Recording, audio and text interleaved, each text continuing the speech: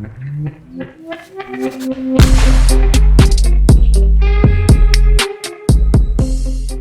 want to know what your top Coach of the Year candidates are in the NFL. And I want to start with Mr. Rayner because he's rubbing his hands and carrying on, so he must have something good to share. All right, this probably will shock you guys, and this is honestly, it's without the bias that I have for this team. I'm thinking if Kyle Shanahan makes the playoffs, he's the guy. This has to be the year, and here's the reason why. Ooh. The quarterback deal that he had with Jimmy G and Trey Lance, how he was able to navigate through that, and then the fact that trying to figure out the whole Brandon Ayuk situation, Nick Bosa coming back from his injury, and then the fact that they're now in a position where they're going to eventually catch the Rams. I'm thinking that if things go to plan, if they make the playoffs, I think he's the Coach of the Year candidate. Okay. Well, that's different. Now, they are on a 3-game winning streak, so I can feel it, but I can barely feel it. So I'm gonna. It's just the whole just navigating through all the distractions, and the OG 49ers calling them out, and just how he's able to still navigate this team through all that. I mean, to me, it's still impressive by my standards. I hear you. I guess I'm gonna piggyback off what my objections are to that particular statement, and I'm gonna transition into what my pick is. So whenever I think about a Coach of the Year candidate and a Coach of the Year winner, I think about two things. I think about setbacks that they've had to overcome. So we talk about injuries and whatever other difficulties have happened. Then I also think about expectations. Did they exceed expectations, or did they at least equal expectations despite the fact that they had these hardships? So I think my issue with Kyle Shanahan is that the 49ers on paper look like a better team than a 6-5 team through 11 games, and that's what they are at this point. So now if they finish this season and they're 12-5, then okay, we're looking at something different. Maybe we can make that judgment. But with that same criteria that I just talked about, my Coach of the Year at this point is Mr. KLIFF Kingsbury. I would have to say he's the guy.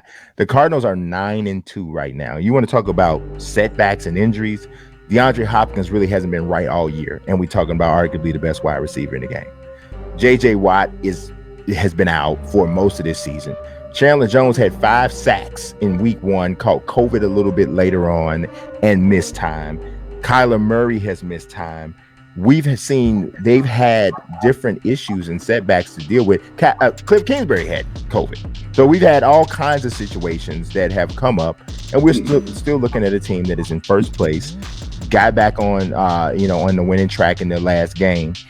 Now, if you talk about expectations, to me, this is where they really blow it out of the water. And this is, in my opinion, where KLIFF Kingsbury pretty much dwarfs the rest of the competition in the Coach of the Year race. They were plus 600 in terms of the Vegas odds to win the division before the season. Plus 600. So anybody doesn't know what that means. That means if you bet $100, you win $600 for every $100 that you bet on the Cardinals to win the division. This is just how far-fetched this seems before the season started. Almost everybody had them finishing 4th behind those 49ers, the Seahawks, and the Rams. Where are they? Number 1 in the division. I'm going to talk about Sports Illustrated Nicholas Cothrell, who predicted the Cardinals to be 8-9 this season. Guess what? They already have 9 wins. They already have 9 wins. Let's talk about Lee Val of the Fan-Sided Network. He predicted they would be 9-8. Guess what? They already have 9 wins. So in order for Lee to be right, they got to lose 6 straight to end the season. Nobody predicted the Cardinals to be where they are right now. They're there despite the setbacks. KLIFF Kingsbury destroys the competition en route to Coach of the Year. Barring some sort of massive collapse, Kingsbury is the Coach of the Year. Mazik with receipts. I like it. Hey, that's a new segment for you. That sounds like a segment on its own. Sounds like a segment. Go next, Mr. Kings. I'll call you Mr. Kingsbury. Oh, Ryan Sanudo. Yeah, all right, you covered. oh, you got me. I agree with everything you just said. I'm a Cardinals beat. I work for the beat for the Cardinals at Heavy, and I got to say, like, I think Kingsbury blows every single coach out of the water. I mean, I saw every power ranking before the season. I remember it was everyone had them in like the 20s. Sports Illustrated. You want to talk Sports Illustrated right now? I think I've written like 2 or 3 articles on them, not just before the season, during the season, calling the Cardinals like, oh, they're a pretender, this and that. And what do? They're 9-2. They've been beating contending teams. They beat the Titans in week 1. And Kingsbury, he's got a guy in Kyler Murray, top 3, I think, in MVP voting. And if he didn't miss the last 3 games, I think he's the clear favorite for most valuable player. And he's had the injuries. That's obviously hurt him.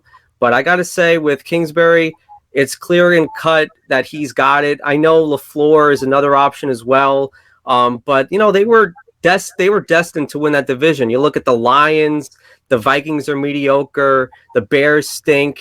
I mean, LaFleur, that's kind of like a gimme division. And with Kingsbury in that division in the NFC West, you got McVay, Shanahan, and what has he done? He's outclassed every single one of them. He's outclassed Pete Carroll, who's been in the league for 20 plus years as an NFL coach. So this is just completely, I think he blows everyone out of the water, and he's had to deal with so much adversity too, like you said. And I think even the Browns game, even though Vance Joseph did call that game, he was a head coach, he still had the game plan for the Browns to beat them. Dismantled. So I think it's clear cut. Kingsbury has this mantle. All right, Paul, what says you about the Coach of the Year race?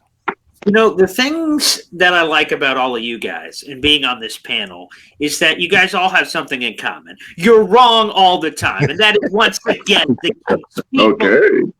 And I'm going to be honest.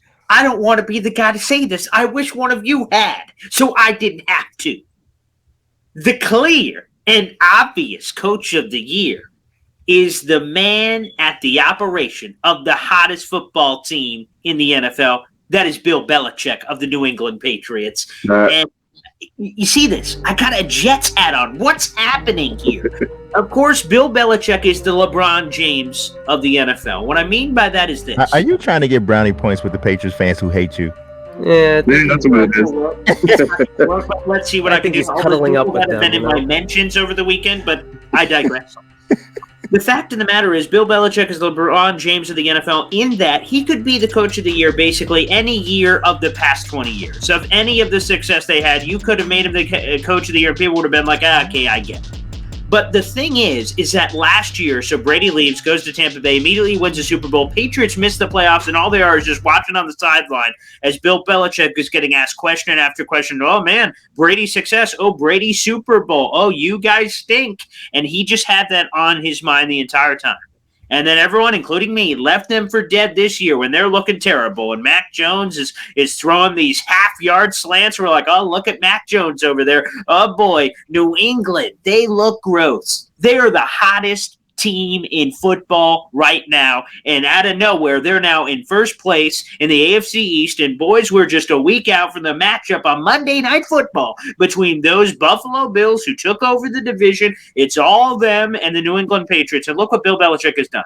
Mac Jones, the guy who was the 5th quarterback selected in the first round, 70+% completion percentage. Kendrick Bourne, these no-name dudes are coming out of nowhere and all of a sudden making plays happen. Kendrick Bourne, who the heck even is that? He came from the 49ers. They had like Deebo Samuel and Brandon Ayuk. Kendrick Bourne, who the hell? I don't even know who this guy is. But you look at all this, island of misfit toys that Bill Belichick has just waved his magic wand, and all of a sudden, booyah, they're back in the thick of things. So you know what?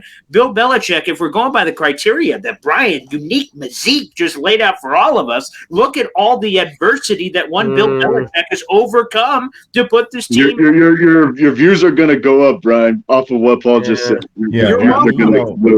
Honestly, I don't find it to be a ridiculous concept. No, it's not. It's just at this wrong. point, I think I would say Bill is number 2 on my list. I totally understand why you say that, and everything that you pointed out is accurate. I'm going to give Bill his flowers a little later on in the show. I'm going to ride with Cliff Kingsbury still, but I will not call you wrong. I will call you just a little premature with your assessment there. Is Oklahoma looking at Belichick right now? I don't think they are. I mean, maybe the Suns. Who are they looking at right now? Kingsbury. I just have to say, if this is a premature take, then it's a premature slam dunk that he is going to be the coach of the year. So why don't you put that in your pipe, boys, and smoke it? Well, we'll see. We'll see.